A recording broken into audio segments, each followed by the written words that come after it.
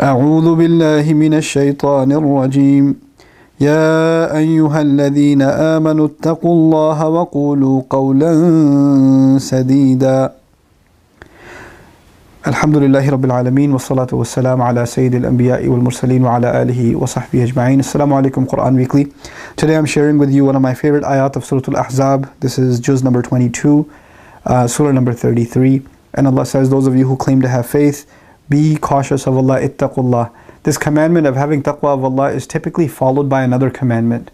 And it's actually as though to say that being cautious of Allah and being aware of the presence of Allah and being careful not to disappoint Allah or disobey Him has manifestations. And one of its manifestations is what I'm about to tell you. So one way you can have taqwa is by doing what Allah is about to tell you in this ayah. And that is, وَقُولُوا قَوْلًا سَدِيدًا. Rough translation says, and say that which is right. Say the right thing. Qulu qawlan is simple language, speak. Speak, and whenever you speak, here's the kind of speech it should be, sadid. Sadid comes from the Arabic word sad. Ighlaqul khalal, they say. Something that removes a gap. Sad is also a dam, like the dams that block the water from coming. Like in Surah Al-Kahf, bayni wa baynahum sadda, or baynana wa baynahum sadda. Put a dam between us. Now what a sad does is there's no gaps in it, so no water can get through, and it prevents water from leaking over, right? So one of the implications of sadid is that you have to speak in a way that doesn't leave room for misinterpretation. You have to mean what you say, and you have to be clear about what you have to say to people. You can't say what you don't mean just to be formal. Sometimes because there's formalities, people say things like, you're resigning from the company and you write an email and you're like, I really appreciated my time here and I thank the management for this and that and the other. You're writing this whole thing. But in your heart, you're like, I hate these people. I can't believe I'm leaving this company. These people are so disgusting, etc., etc. There's completely opposite thoughts in your mind and what you're putting down in writing. This is not clear speech and this is not open speech. You don't have to be disrespectful in your speech, but you have to be honest to yourself. Now, one of the most powerful manifestations of this that I want to talk to you guys today about is one of the things Allah commands us to say just because we're Muslim, and that is Assalamu alaikum.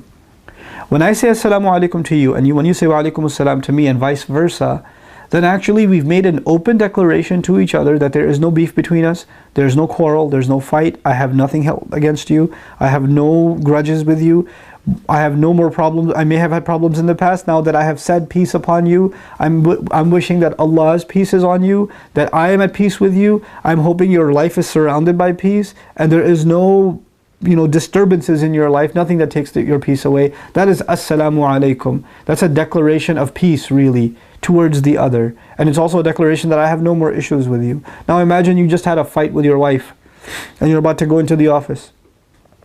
Before you slam the door, you're like, Assalamu alaikum. She says, Wa alaikum assalam. Slam the door. That's not qawl sadid. You didn't say what you meant. You didn't mean peace. You just said it because you kind of have to say it. When the Prophet commands us, sallallahu alayhi wasallam, you shouldn't talk to, three days shouldn't go by and you haven't said salam to your brother. That doesn't mean you 2.5 days later call the guy and like, hey, Assalamu alaikum. Wa alaikum assalam. Hang up. That's over. That's not what the point is. The point is when you say salam and you say what you mean, because the ayah says when you speak what you mean, it's over, it's done. Let's move on.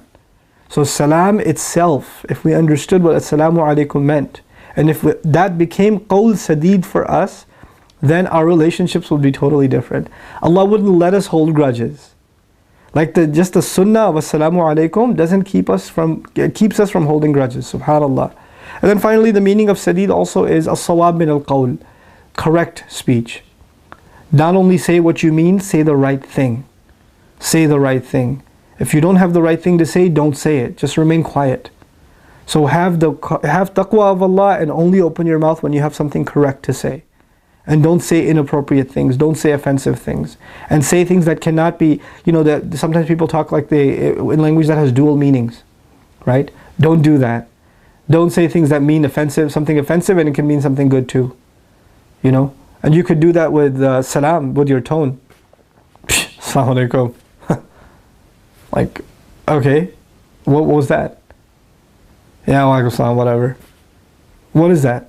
That means you are disregarding someone with a statement that's supposed to honor them.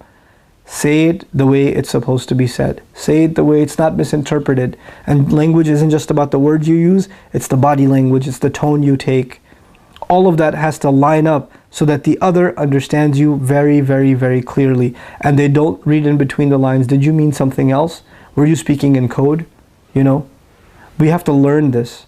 Because when you're upset with someone and they say, hey, what's wrong? And you say, oh, nothing. Oh, nothing.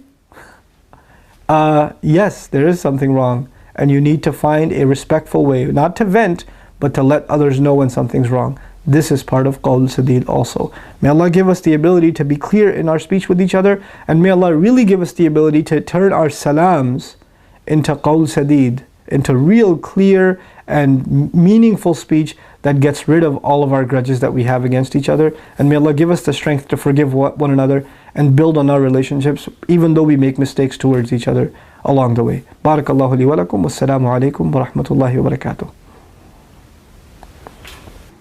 One of my favorite ayat of Surah Al-Ahzab, ayah number 70. This is the 22nd Juz Quran Weekly that we are doing. Okay, fine. Let's just start. Fine.